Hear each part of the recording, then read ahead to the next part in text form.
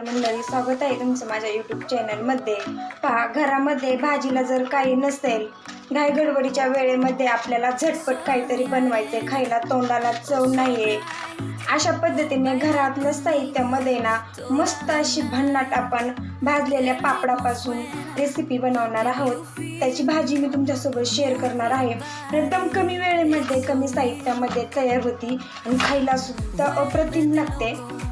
चला तर मग वेळ न घालवता व्हिडिओला सुरुवात करूया। पहा, मी इथं घेतलेले आहे 3 पापड भाजून। तुम्ही तळून घेतले तरी चालेल, मी इथं भाजून घेतलेले आहे।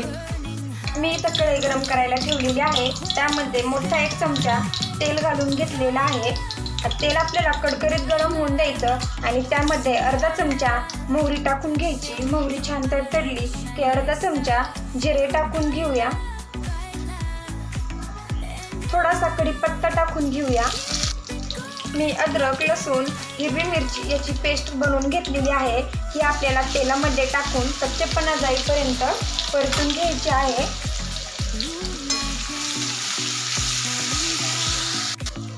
मोठ्या आकाराचा एक बारीक कांदा कट करून घेतलेला आहे। तेलामध्ये आपल्याला कच्चेपणा जाईपर्यंत परतून घ्यायचा आहे। आपण आजारी आहोत, तोंडाला चव नाहीये, काहीतरी चटपटीत खावंसं वाटतंय, तर अशा वेळेमध्ये ना मार्केटमध्ये जाण्याचा कंटाळा आला असेल ना, तर घरामधल्या साहित्यामध्ये ना अशी चविष्ट अशी भन्नाट पापडापासून खूप छान भाजी तयार होते। हलकासा कांदा परतलेला आहे। छोट्या आकाराचा 1 टोमॅटो घेतलेला आहे बारीक कट करून। आता कांद्यासोबत ते सुद्धा आपल्याला परतून घ्यायचं आहे। चवीपुरतं मीठ घालून घेऊया। आपल्या पापडामध्ये मीठाचं असतं, त्यामुळं जास्त घालायचं नाही, नाहीतर आपली भाजी तर खराब होईल। चवीपुरतं थोडंसं मीठ घालून घेतलेलं आहे। थोडीशी हळद घालून घेऊया।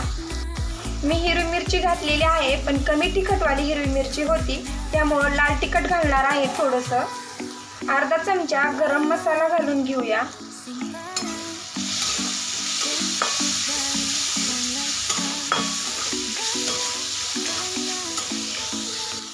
आपल्याला इथं दुसरे कोणतेच मसाले वापरायचे नाहीत, फक्त मी लाल तिखट घातलेलं आहे थोडंसं आणि घरगुती गरम मसाला घातलेला आहे। छान आता इथं कांदा टोमॅटो परतलेला आहे।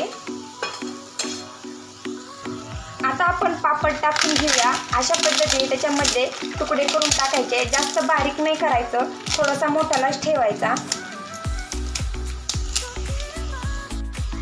आता मिक्स करून घेऊया।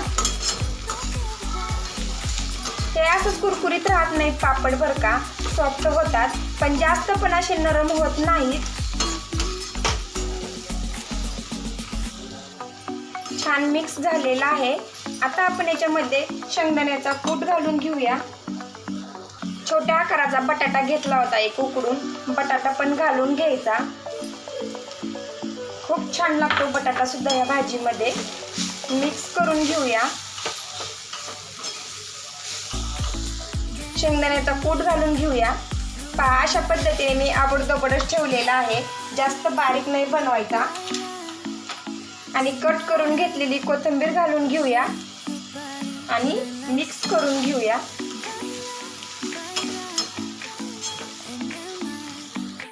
मीडियम गॅसवरती 1-2 मिनिटं छान भाजी आपण वाफवून घेऊया। मस्त अशी भाजलेल्या पापडापासून चटपटीत भाजी तयार झालेली आहे। पाहू शकता, जास्त पण नरम आपले पापड इथं झालेले नाहीत। कशी वाटली ही पापडाची रेसिपी कमी साहित्यामध्ये कमी वेळेमध्ये? नक्की मला कमेंटमध्ये सांगा। कुठल्या गावातून कुठल्या शहरातून पाहताय ते सुद्धा मला कमेंटमध्ये सांगा आणि तुम्ही सुद्धा नक्की एकदा अशा पद्धतीने बनवून पहा। खूप खायला छान लागते, चविष्ट लागते। आता आपण एका डिशमध्ये काढून घेऊया।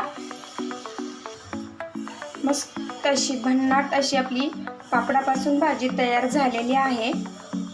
चॅनलवरती जर नवीन असाल तर चॅनलला सबस्क्राईब करायला अजिबात विसरू नका।